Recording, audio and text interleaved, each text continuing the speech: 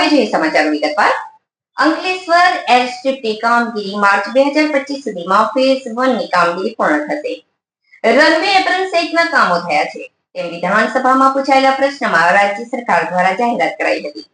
પ્રથમ air cargo સેવા શરૂ થશે. હવે નાના પ્લેનના હેંગર તેમજ તેના રિપેરિંગ માટેનું સેન્ટર ઊભું થશે.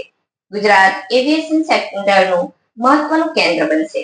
અંકલેશ્વરમાં મુસાફરો માટે સેવા હજુ પણ શક્ય નથી.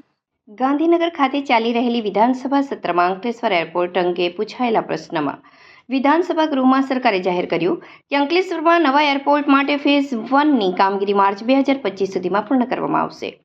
ફેઝ 1 અંતર્ગત રનવે બાંધકામ, એપ્રન, જમીન સમતળીકરણ અને ટેક્સી વેની કામગીરી પૂર્ણ થઈ ચૂકી છે.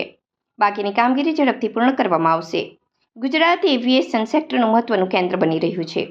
વધતા પેસેન્જર ટ્રાફિકને કારણે નવા રૂટ પર ફ્લાઇટ્સની સંખ્યામાં વધારો થઈ રહ્યો છે. આ પ્રોજેક્ટનો ઇતિહાસ 1993 સુધી જાય છે. રાજ્ય સરકારે અંકલેશ્વરના વિકસતા ઉદ્યોગોને ધ્યાનમાં રાખીને એરસ્ટ્રીપ બનાવવાની જાહેરાત કરી હતી. 1994માં જમીન સંપાદનની પ્રક્રિયા શરૂ થઈ.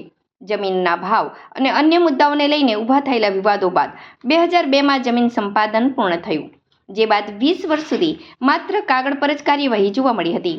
જે બાદ 2022માં રાજ્યના ઉડ્ડયન મંત્રી પૂર્ણેશ મોદી દ્વારા ખાતમુહૂર્ત કરવામાં આવ્યું હતું.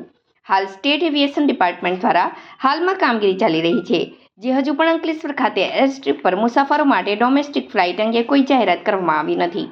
ઉદ્યોગોને ધ્યાને લઈ એક્સપોર્ટ ઇમ્પોર્ટ માટે કાર્ગો સેવા શરૂ કરવાનું પ્રથમ ધ્યાન કેન્દ્રિત કરવામાં આવ્યું છે. ત્યારે સુરત અને વડોદરા એરપોર્ટ પર ટ્રાફિક ભારણ વધે તેની domestic flight divert Ankleshwar airstrip ખાતે થઈ શકે તેમ છે.